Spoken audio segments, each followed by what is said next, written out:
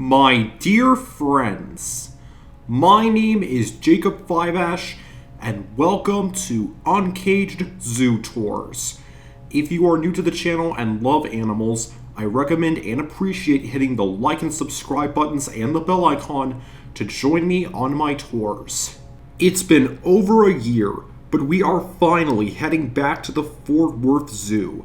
It's good to be back in Texas. So far, we went to Texas Wild and saw some of Texas's native wildlife like prairie dogs, roadrunners, white-tailed deer, horseshoe crabs, an ocelot, howling coyotes, and even went behind the scenes to see 3 owls.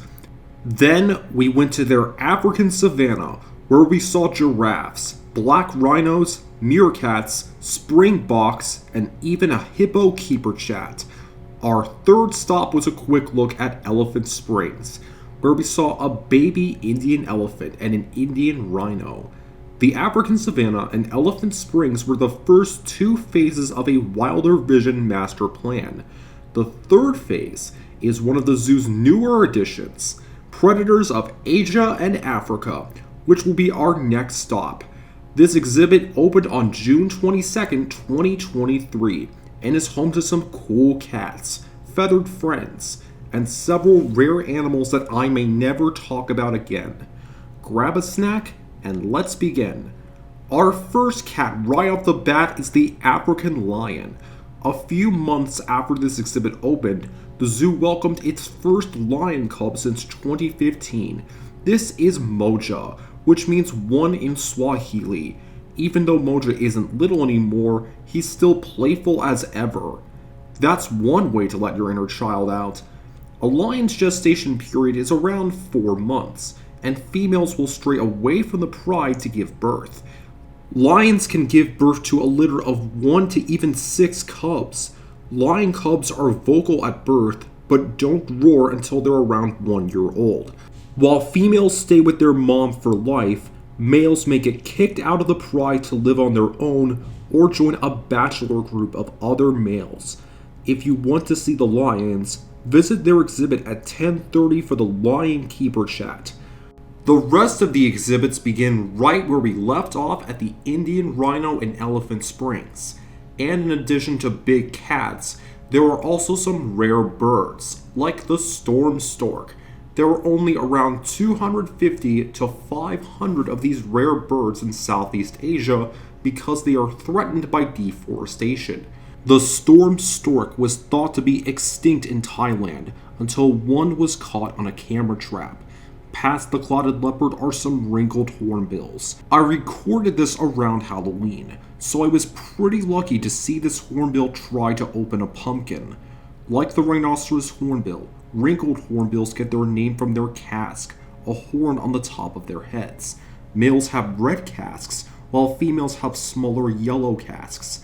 Their beak is used for eating, self-defense against predators, helps build the nest, and even determines their age. Following another view of the Indian rhino are some red-crowned cranes. Unlike other cranes, they feed in deeper water, and like hornbills, mate for life. Red-crowned cranes dance by facing each other before bowing and leaping into the air as high as they can.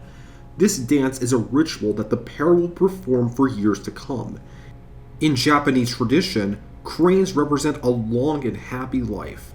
There are also some masked lapwings, and after that is another bird that loves to dance. The lesser bird of paradise lives in New Guinea, an island just north of Australia. The males dance to try and win over the female's heart. There are over 45 species of birds of paradise, each with their own colors and dances. For example, the Parawisha likes to move back and forth, while the superb bird of paradise performs by spreading out its head and neck feathers to create a smiley face. Speaking of color, our next predator is the Sumatran tiger, who is orange with black stripes that are great for camouflage. If you shave a tiger's fur, you can still see the stripes underneath. Tigers are the largest of the big cats, and they are solitary, which means they live alone. A tiger's body is built for jumping and climbing. Depending on the subspecies, A tiger can leap forward anywhere from 15 to 30 feet and can jump up to 15 feet in the air. Their hind legs are longer than their front legs, and they can even swim across rivers thanks to their webbed paws. Despite this, only 10% of hunts are successful. Next door is a very special animal, the striped hyena. Their mane is up to 7 inches long and will stand when the hyena is threatened. Even though hyenas look like dogs, they are more closely related to cats and mongooses.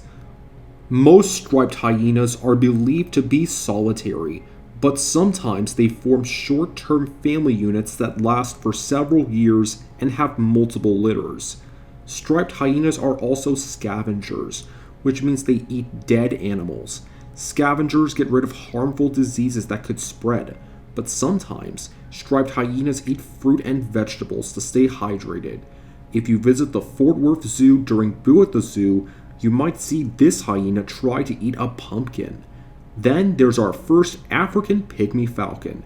African pygmy falcons are the smallest raptors in Africa and often bob their heads and tails before swooping in for a kill. While female falcons have a brown patch on their backs, the males' backs are overall gray. The next aviary has some southern bald ibises hanging out in their nest, vulturing guinea fowl who are eating some crops, and some wattled cranes. Across from them are 3 cheetahs. While hunting prey, cheetahs can accelerate from 0 to 70 miles per hour, but they can only maintain their speed for 30 seconds before they get tired. But how can a cheetah get its speed back? Well, it pants and rests for the next 20 to 30 minutes. Cheetahs also have larger nostrils and smaller teeth compared to other big cats. If a cheetah does succeed in catching a meal, it must eat quickly, as other predators like lions, painted dogs, and hyenas can drive them away and steal their food. Besides, cheetahs aren't strong enough to hide or guard a meal, so they only have one chance to catch their prey. They tend to hunt in the morning and the evening. Cheetahs can hunt in the middle of the day if they want to, but sometimes they prefer to rest. Next up is a pack of African painted dogs. The painted dog's scientific name, Lycaon pictus, translates to painted wolf, which refers to their multicolored fur. In the wild, painted dogs use abandoned warthog and porcupine dens to give birth. An alpha female may give birth to 10 or 12 pups, and sometimes even 21 pups. Pups are priority over other pack members when hunting, and the adults may regurgitate any leftover meat from a hunt. Painted dogs reach maturity at only 18 months old, and females usually leave the pack while males stay. Besides, a painted dog pack consists of mainly males and a few females. Painted dogs also have large bat-like ears, with muscles that make them swivel around so they can hear their surroundings. If you want to get the best footage of the painted dogs, don't forget to stop by their exhibit at 2 o'clock for the Painted Dog Keeper Chat. Finally, there are 2 very special big cats. Ladies and gentlemen, say hello to our first African leopards. Hatch and Carolina are siblings.